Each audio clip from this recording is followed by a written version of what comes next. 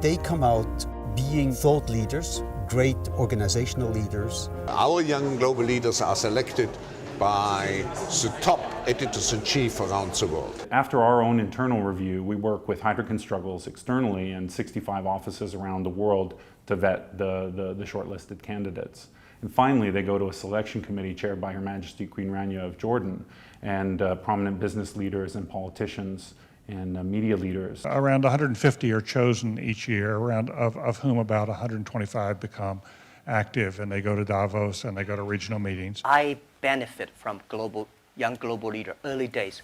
When I listened to Bill Gates and Bill Clinton and George Soros, these guys, at that time we don't have that many people. A lot of folks here knew each other already, and my hope was to meet them for the first time, and it's going pretty well. We can easily address taboos. We can tell politicians how things really are.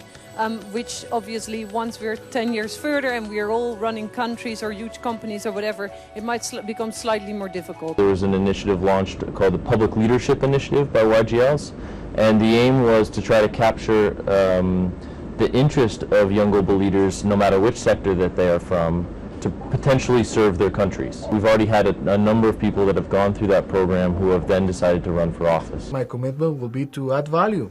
We'll be part of the Young Leaders Initiative. Mrs. Merkel, Tony Blair, they were all, even President Putin, they were all young global leaders before. Prime Minister of Ireland, Leo Varadkar, particularly welcome because you are also one of our young global leaders. Sheikh Hamdan is, despite his young age, chairman of the Executive Council of Dubai, the highest government authority in the Emirate. Very proud to say that His Highness is also a young global leader of the World Economic Forum. The leader of the UK right now, David Cameron, was named a young global leader in 2006. Mamuka Bakadze, the Prime Minister of Georgia and a young global leader. Haakon of Norway.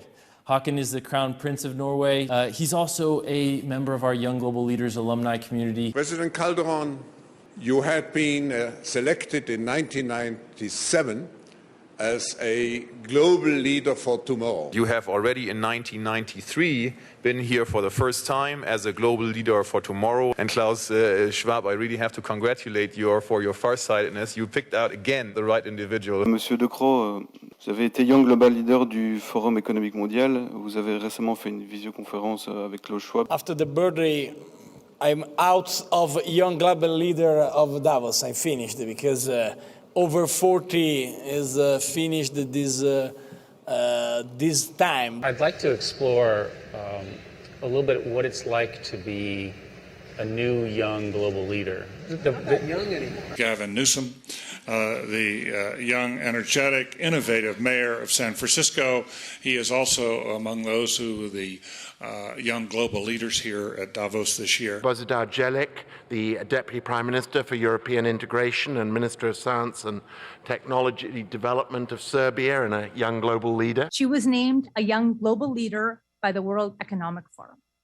Minister Jolie. Minister Mohamed Lutfi, the Minister of Trade of Indonesia and a young global leader. Juan Carlos Pinzón Bueno, Minister for the National Defense of Colombia, young global leader. Chrystia Freeland, she's the Minister of International Trade of Canada and used to be a young global leader of the World Economic Forum, if I may mention that. I'm afraid it's true. What we are very proud of now is the young generation, like Prime Minister Trudeau, President of Argentina and so on, that we penetrate the cabinets.